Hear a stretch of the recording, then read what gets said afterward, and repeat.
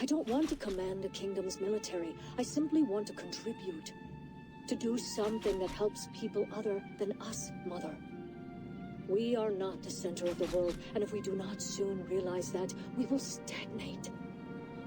You do not dare to refuse this, Alleria. It is a solemn duty, and I will not allow it. You never let me have a choice in anything. I have been nothing to you but an heir to a title. Even my name comes from your mother. I have never been me. I am not the only one of us who can shoot an arrow. You would turn away from us?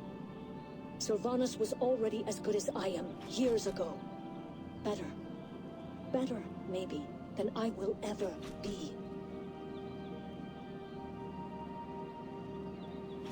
I may be your second choice, Mother, but you will see that I am not second best. Identity came to her at last. At least partially. Ranger, General, Quel'Dorei, High Elf. Windrunner. I am Sylvanas Windrunner. As if this realization had burst a dam, the fragments of recollection started to pour into her mind, flooding it, bombarding, overwhelming. The dead turned into something else, unliving things. A prince, a king, a knight of death.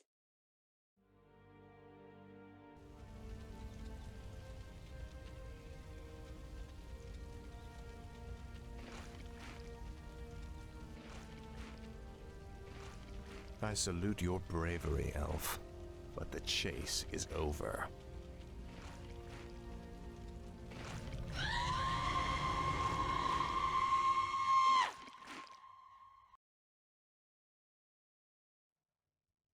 How little valor was worth in the end. How little love and courage mattered. The children died first. Those who had never known war, and now would never know anything again.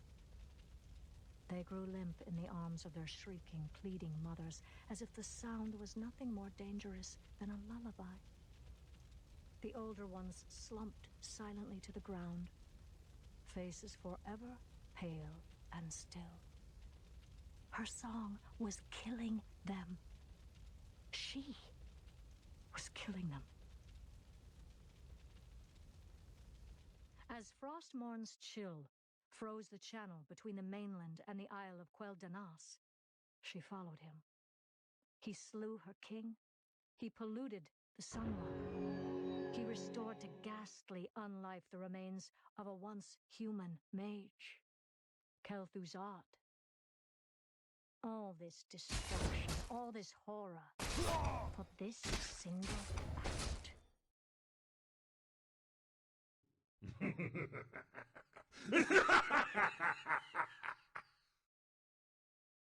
I don't remember the exact moment I wrested control. I do remember the rush of freedom, the clarity of purpose.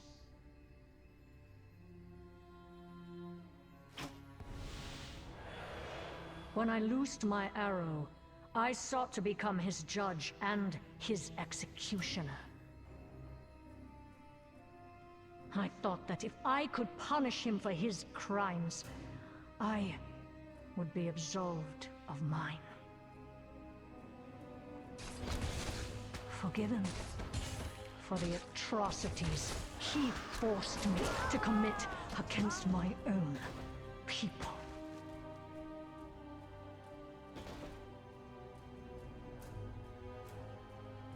But there would be no justice that day. For anyone. That is yet to come.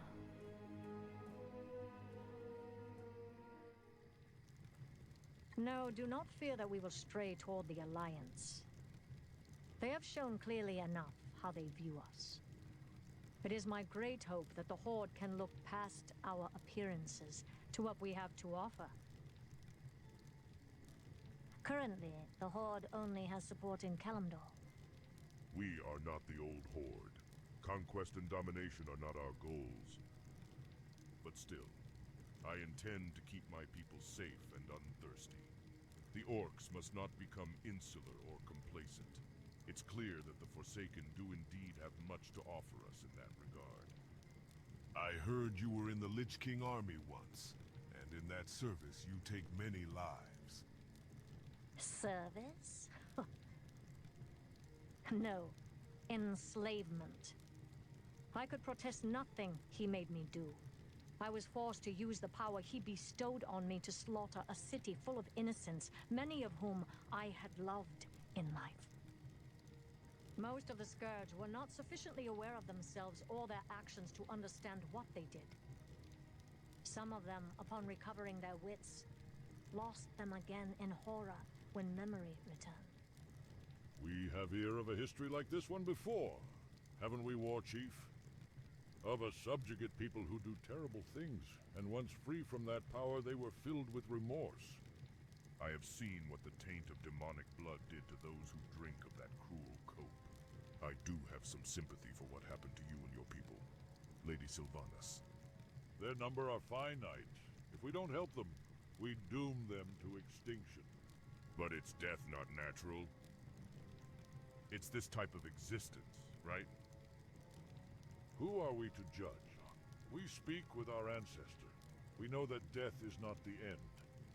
Perhaps the Forsaken are merely another aspect of that, created to teach the children of the world empathy. Lady Sylvanas, I have my doubts about bringing your people into the Horde, but they share with mine a common history, and for that, I will allow them to prove themselves. The orcs are themselves again, and it's sound that your Forsaken are as well. We do hope so, War Chief. You will not regret your choice.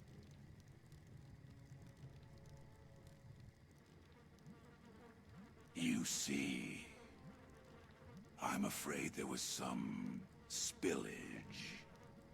Dranosh had a nasty accident with a rune blade. Bolvar developed a bit of a cough, as did a few hundred others. And Arthas left the party early. Putris, what have you... What have we done? I will be the one that herald the Legion's victory over the traitors Lich King, not you.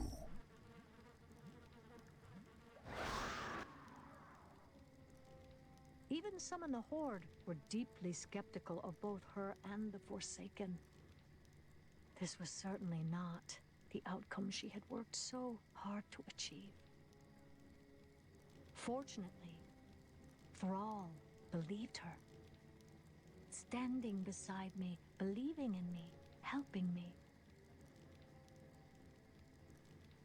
Sylvanas was not yet done with this war, or with Arthas.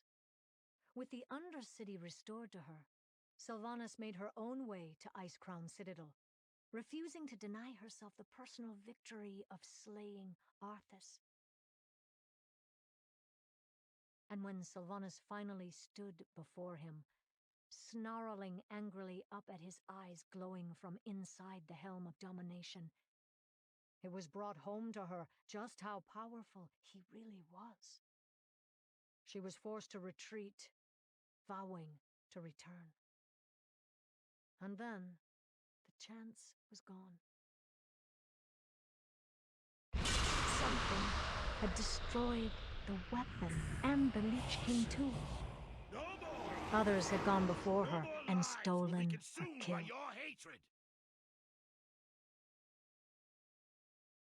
She had achieved nothing at all, save continuing to exist out of perhaps pure stubbornness.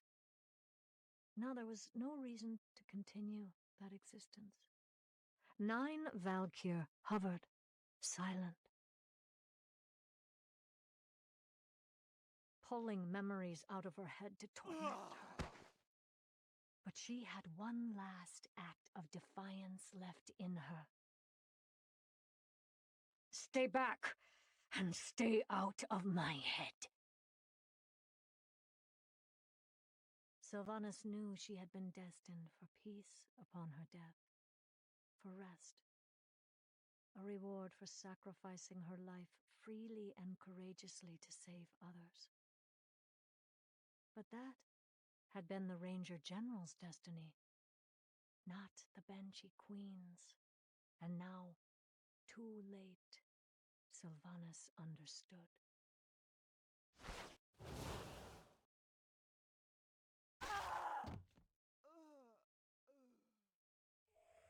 She saw only darkness. Even though she lacked a body with which to physically feel, emotions ripped her apart from inside her own awareness. Agony, fear, regret. Sylvanas would have screamed, but she had no mouth.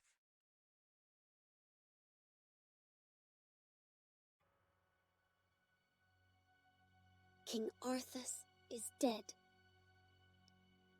And you, Sylvanas, after committing suicide.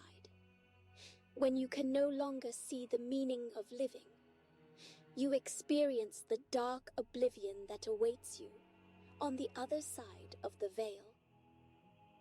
But we are still bound to the will of the new dormant Lich King, imprisoned atop Icecrown, possibly for eternity. We hunger for our freedom, as you once hungered for yours. We need a vessel, one like us, a sister of war, strong, who has seen the light and the dark, someone worthy of power over life and death. We need you. Sylvanas Windrunner, Dark Lady of the Forsaken. You may walk with the living again through the sisterhood of my sisters. As long as my sisters live, so too shall you. Freedom, life, and power over death. This is our pact. Do you accept our gift? Yes, we have a pact. Sylvanas returned to the world of the living and unliving, brimming with power, tempered by the caution that had always been a counterbalance to her passion. A surprised Vol'jin became war chief when Thrall declined to resume the mantle. And then it happened.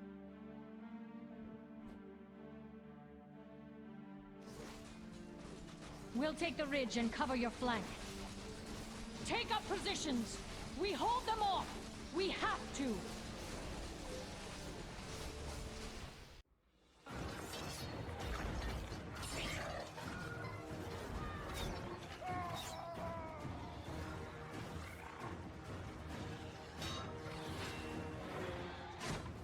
They're coming from behind! Cover the flame! War Chief!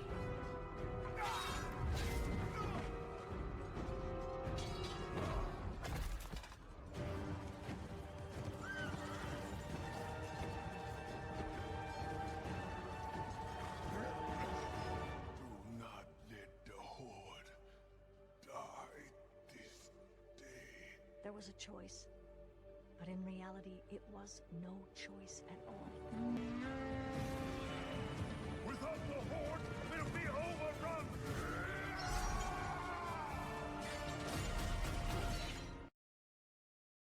The war chief had been brought home, clearly only in time to die. A single thrust from a spear. How had Vol'jin not seen it?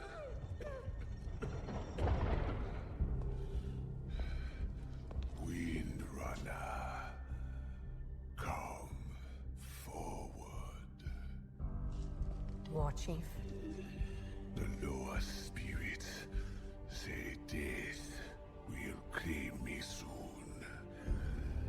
In the end, death claims us all. But the Horde will live on. I have never trusted you. Nor would I have ever imagined in our darkest time that you would be the one to save us. The spirits have granted me clarity, a vision. They whisper a name. Many will not understand, but you must step out of the shadows and lead. You must be war chief.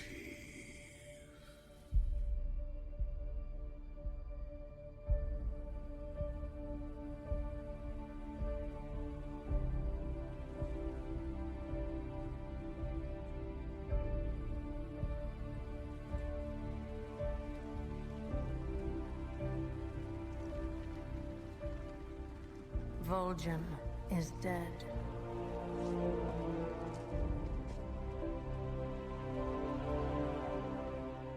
Who among you will help me avenge him?